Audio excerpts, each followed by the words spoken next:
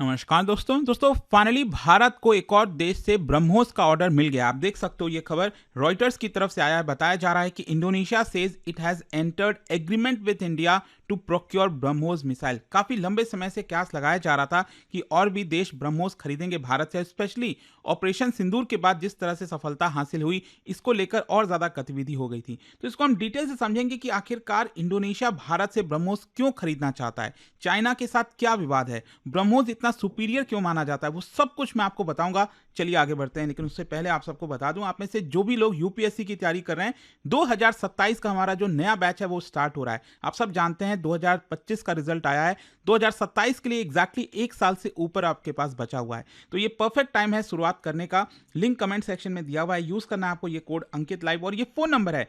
कोई भी डाउट है बैच से रिलेटेड, कोई भी प्रॉब्लम है, जैसे हमारा प्रीलिम से लेकर इंटरव्यू तक की पूरी तैयारी कराई जाती है, हर एक चीज आपको डिटेल मिल जाएगा। ये फोन नंबर पर कॉल कर लीजिएगा। एंड चलिए शुरुआत करते हैं। सबसे पहले देखते हैं कि हुआ क्या है। इंडोनेशिया ने भारत के साथ एक एग्रीमेंट साइन किया है ब्रह्मोस मिसाइल को लेकर, और ये बताया जा रहा है $200 मिलियन से लेकर $350 मिलियन के आसपास। क्योंकि आपको याद होगा फिलीपींस ने भी यहां पर एग्रीमेंट किया था, भारत से मिसाइल ऑलरेडी खरीद चुका है, और वो भी करीब $350 मिलियन के आसपास की डील थी।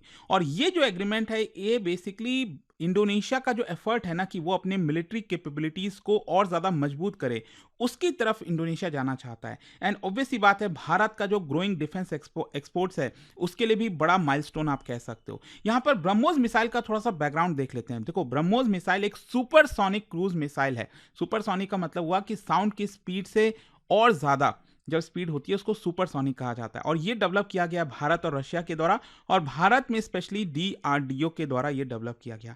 और ये जो मिसाइल का नाम है आप सब जानते हो, दो रिवर, भारत की ब्रह्मपुत्रा और रशिया की मोस्कवा रिवर के नाम पर पड़ा है। और ये जॉइंट वेंचर कंपनी बनाई गई भारत में ताकि इसका प्रोडक्शन हो सके, और इस कंपनी का नाम है BrahMos aerospace, and it is considered one of the fastest operational cruise missiles in the world. ये ध्यान में रखना है, क्योंकि देखो जो बैलिस्टिक मिसाइल्स वगैरह होते हैं उसकी तो स्पीड आप सब जानते हैं कि बहुत ज्यादा होती है, कई गुना ज्यादा होती है, लेकिन क्रूज मिसाइल में ये स्पीड अचीव करना ये आसान बात नहीं है। यहां पर मैं अगर आपको टेक्निकल स्पेसिफिकेशन बताऊं तो इसकी स्पीड 2.8 मैक से लेकर 3 मैक के आसपास है, which is 3 times the speed of the sound. आप सोच के देखिए। और इसकी रेंज है 290 किलोमीटर, पहले वाला जो हमारा वर्जन था, लेकिन जो भारत ने लेटेस्ट वर्जन बनाया है इसका इसका रेंज 450 किलोमीटर से 800 किलोमीटर तक हो सकता है।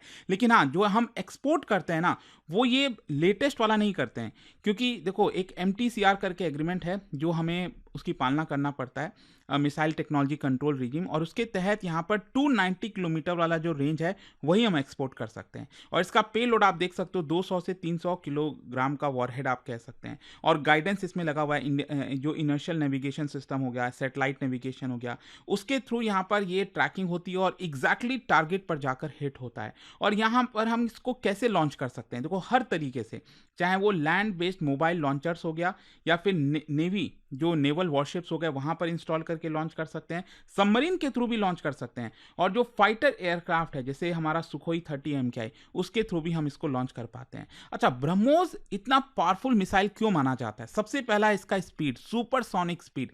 मतलब ज्यादातर क्रूज मिसाइल्स अगर आप देखोगे दुनिया में वो सब सोनिक होते हैं, साउंड की स्पीड से कम होते हैं, जैसे टॉमहॉक क्रूज मिसाइल हो गया, हरपून मिसाइल हो गया, लेकिन ब्रह्मोस मैक 3 के स्पीड से चलता है, which is extremely difficult to intercept. यहां पर इतना डिफिकल्ट क्यों है? क्योंकि मैं आपको बताता हूं, ये क्रूज मिसाइल जैसा कि आप सब जानते हो लैंड के पैरेलली चलता है। आप सोच के देखिए, ये मिसाइल अबव मतलब सी लेवल के 3 to 10 मीटर अबव ट्रैवल कर सकता है। मतलब मतलब आप सोचो लैंड के एकदम नजदीक में जा सकता है, जिसकी वजह से एनिमी का जो रडार है वो इसको ट्रैक ही नहीं कर पाएगा। एंड दैट इज वाई यहाँ पर रिएक्शन टाइम बहुत कम मिलता है एनिमी कंट्री को, और वो कुछ नहीं कर पाता है। और इसमें हाई काइनेटिक एनर्जी इंपैक्ट है, मतलब कि इतने हाई स्पीड होने की वजह से थोड़ा सा ही इसमें वॉरहेड अगर यूज किया जाए तो भी इसका इंपैक्ट बहुत ज्यादा होगा, क्योंकि स्पीड इतने तेजी से वो हिट करता है ना टारगेट को, कि इंपैक्ट बहुत ज्यादा हाई हो जाता है। अच्छा, यहां पर क्वेश्चन ये आता है कि इंडोनेशिया का क्या मोटिवेशन है, इंडोनेशिया को ये मिसाइल क्यों चाहिए, किससे प्रॉब्लम है? देखो, आप सब जानते हो इंडोनेशिया कहने के लिए तो हम 3 मेन आइलैंड्स की बात करते हैं। यहां पर आप सब जानते हो जैसे सुमात्रा हो गया, आपका जावा आइलैंड हो गया, फिर उसके ऊपर जो बोर्नियो आइलैंड हो गया। लेकिन अगर आप इंडोनेशिया का पूरा मैप देखोगे, इसमें 17,000 से ज़्यादा आइलैंड्स हैं। ह्यूज मैरीटाइम टेरिटरी है इंडोनेशिया के पास और स्ट्रैटेजिक सी रूट्स हैं। अगर हम की मैरीटाइम जोन्स की बात करें तो एक तो आप सब जानते हो स्ट्रेट ऑफ मलक्का हो गया, फिर ऊपर की तरफ साउथ चाइना सी हो गया, फिर उसके जस्ट नीचे यहाँ पर एक और रीजन है जिसका नाम है सी है नटूना सी। तो ये एरियाज बहुत इंपॉर्टेंट हो जाते हैं ग्लोबल ट्रेड के पर्सपेक्टिव से। अब क्या हुआ है कि यहाँ पर इंडोनेशिया का लगातार प्रॉब्लम चलता रहता है, टेंशन चलता है चाइना के साथ, बाकी के कंट्रीज़ की तरह ही, जैसे फिलीपींस हो गया, मलेशिया हो गया, ये जितने भी कंट्रीज़ हैं ना जो आपके 9 डैश लाइन में आते हैं साउथ चाइना सी में, उनका लगातार चाइना के साथ टेंशन चल रहा है। वही चीज़ आपको इंडोनेशिया के साथ देखने को मिलेगी। हाँ, यहाँ पर मैं अगर एग्जैक्टली आपको बताऊँ तो टेंशन चाइना के साथ नटूना आइलैंड्स को लेकर है। अगेन थोड़ा सा ध्यान दीजिएगा, ये बोर्नियो आइलैंड वाला पार्ट हो गया इंडोनेशिया का, और इसके ऊपर अगर आप देखोगे तो इंडोनेशिया क्लेम करता है कि उसका ये वाला एक्सक्लूसिव इकोनॉमिक जोन होना चाहिए, ये जो रेड कलर में आप देख रहे हो। लेकिन ये आप 9 डैश लाइन आप देख रहे हो ना, ये साउथ चाइना सी, तो ये ओवरलैप कर जाता है। चाइना कहता है कि ये पूरा एरिया उसका हो गया, और यहीं पर आता है आपका नटूना आइलैंड्स, ये नटूना सी वगैरह आप देख रहे हो। तो इसकी वजह से साउथ चाइना सी में ऐसा चाइना क्लेम करता है कि वो पूरा एरिया उसका है। इंडोनेशिया का कहना है कि नहीं, ये हमारे एक्सक्लूसिव इकोनॉमिक जोन में आता है। और इसी की वजह से क्या होता है, चाइनीज़ वेसल्स कई बार वहाँ पर आते रहते हैं। उनके जो कोस्ट गार्ड शिप हो गए, फिशिंग फ्लीट्स हो गए, वो लगातार इंडोनेशिया के वाटर्स में एंटर करते रहते हैं। एंड इसी का नतीजा है कि इंडोनेशिया जो है वो अपनी एंटी शिप कैपेबिलिटीज़ को और मजबूत करना चाहता है, क्योंकि देखो दुनिया उन्हीं को रेस्पेक्ट करती है जो जिसके पास ताकत होती है। ये तो बात तय हो गया। आप देख लो ना, दुनिया में जहाँ पर भी वॉर हो रहा है, कुछ भी चल रहा है, ईरान को ले लो, कहीं पर भी आप देख लीजिए, आपके पास कैपेबिलिटी नहीं है, डिफेंस कैपेबिलिटी नहीं है ना, कुछ नहीं कर सकते। देखो मैं भी चाहता हूँ कि भारत में जो है डिफेंस एक्सपेंडिचर को छोड़ के एजुकेशन पर, हेल्थ पर, बाकी चीज़ों पर हो, अच्छी बात है वो मतलब, लेकिन रियल वर्ल्ड ऐसे नहीं होता ना। आपके पास आपका देश ही नहीं बचेगा तो आप करोगे क्या?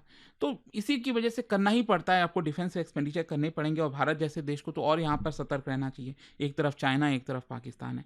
तो यहाँ पर क्या है कि एंटी शिप कैपेबिलिटीज़ को अपना इंप्रूव करना चाहता है इंडोनेशिया, कोस्टल डिफेंस सिस्टम को मजबूत करना चाहता है। यहाँ पर जो नेवल इंकर्जन है जो चाइना करता रहता है, उसके खिलाफ एक डिटरेंस क्रिएट करना चाहता है। चाइना को पता होगा ना कि उनके पास ब्रह्मोस है, तो चाइना फिर 10 बार सोचेगा कुछ भी करने से पहले।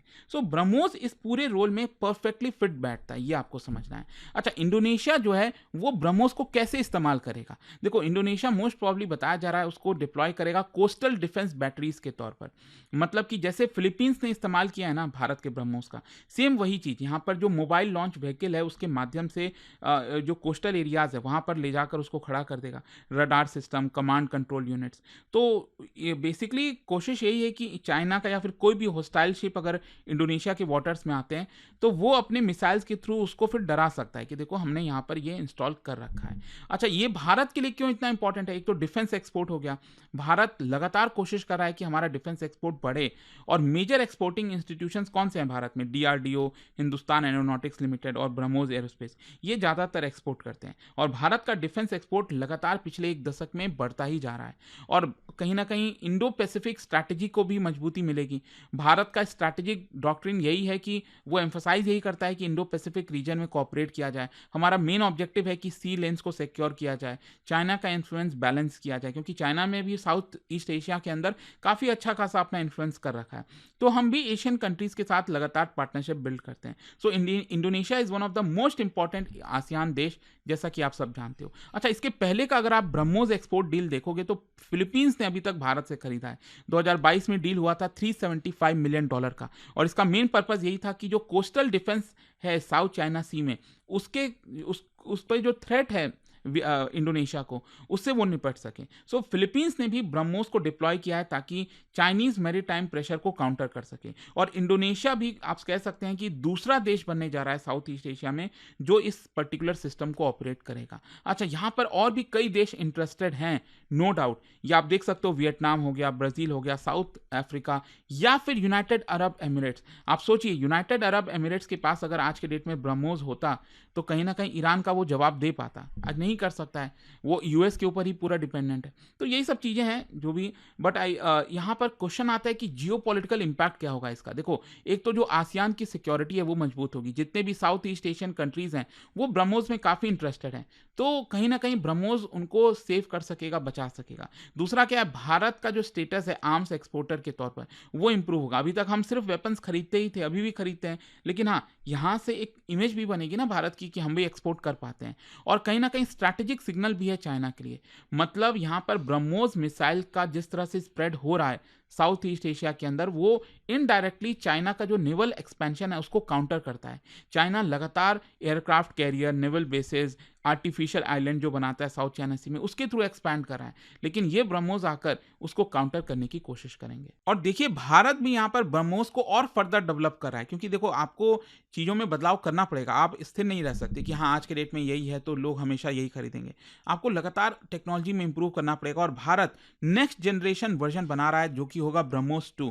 इसमें स्पीड आप सोच के देखिए, डबल से भी ज़्यादा हो जाएगी, हाइपरसोनिक स्पीड होगी। हाइपरसोनिक स्पीड का मतलब मैक 5 से ज़्यादा जब स्पीड होती है ना, उसको हम हाइपरसोनिक कहते हैं। तो ये 7 मैक से ज़्यादा होने वाली है। इसकी रेंज और बेटर होगी, स्टेल्थ कैपेबिलिटी और इंप्रूव हो जाएगी, और अगर ये सक्सेसफुल हो गया, it will become one of the fastest cruise missiles ever built. जी हाँ, तो ये पूरा वीडियो था दोस्तों। आई होप कि आपको समझ में आ गया होगा। कल से इसके बारे में जो खबर आ रही थी तो वो आपको जानने को मिली होगी। जाने से पहले बहुत ही इंटरेस्टिंग क्वेश्चन, क्योंकि हम मिसाइल्स की बात कर रहे हैं। निर्भय मिसाइल के बारे में आपने सुना होगा, आपको बताना है कौन सा स्टेटमेंट करेक्ट है निर्भय मिसाइल से रिलेटेड, और इसका जो राइट आंसर है आप सब जानते हैं, मेरे इंस्टाग्राम पर तो मिलेगा ही, वहां पर अगर आप नहीं हो कोई बात नहीं, टेलीग्राम से ले सकते हैं इसका सही उत्तर। और दोस्तों, जैसा मैंने आपको बताया, अगर आप यूपीएससी की तैयारी कर रहे हैं, कोई भी बैच चाहते हैं 2027-28, हर एक बैच अवेलेबल है, जिसमें प्रीलिम से लेकर इंटरव्यू तक की कंप्लीट प्रिपरेशन कराई जाती है। 18 बुक्स का पूरा सेट आपके घर पर भेजा जाता है। आपको यूज करना है ये कोड अंकित लाइव मैक्सिमम डिस्काउंट के लिए। और कोई भी डाउट है, प्रॉब्लम है, इस फोन नंबर पर कॉल करिए, मेरी टीम आपको अच्छे से गाइड कर देगी। स्टडी IQ IAS, आपका सिलेक्शन हमारा मिशन।